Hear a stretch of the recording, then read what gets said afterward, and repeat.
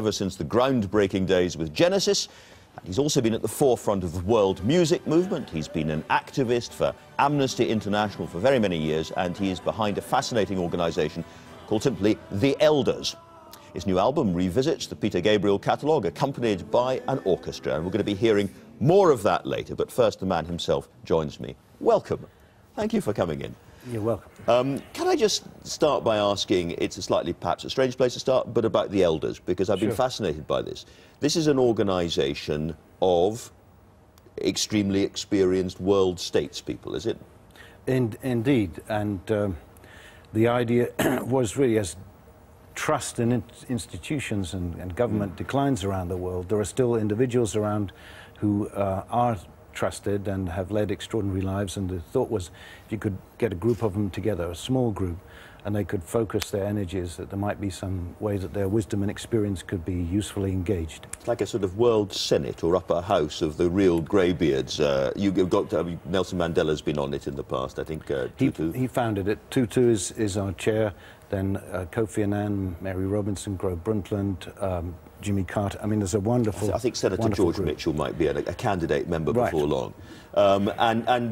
So this is a sort of, they come together, and what happens to the discussions? I mean, are they then going to be publicised, or? Well, some of their activities are sort of kept fairly quiet for obvious reasons, but they choose various places in the world where they think they may make an incremental, perhaps, but a difference to what's going on there. And I think the whole concept of sort of people power, which we're beginning to see in the Arab awakening, we're beginning to see with the internet, social networks, mobile phones, that they would have a role to play in that. Because you were really, I suppose, with George Harrison, the Concert for Bangladesh, but you were one of the first rock stars to get involved in political argument, and with Amnesty in particular in your case, and made the world safe for Bono. One of my colleagues put it like that.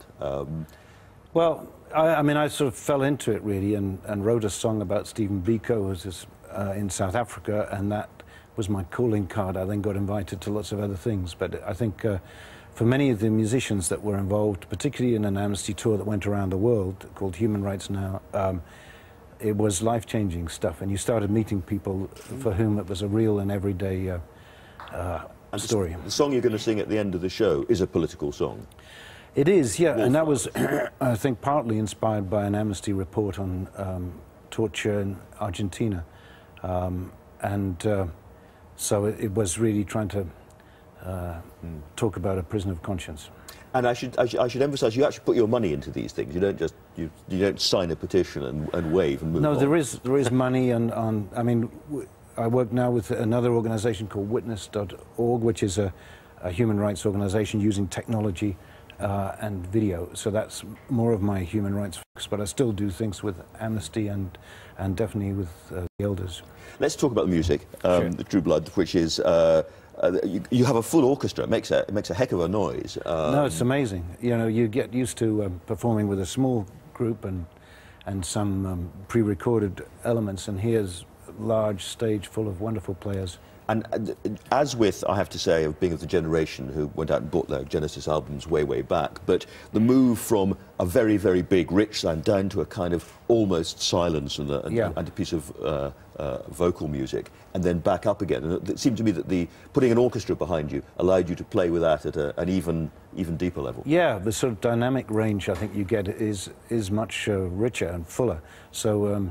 It's exciting, I think, to go from those stark moments to the full, fleshy ones. I was just looking at some old pictures. Do you sort of recognise the sort of lithe young man that was there in the old days? Just about, yeah. I mean, I think all a healthy part of growing up.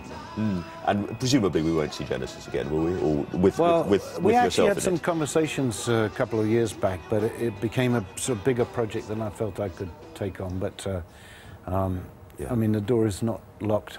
The door is not locked, and meanwhile there's some great music, and we're going to hear it later on. So thank you very much for coming in to talk to us.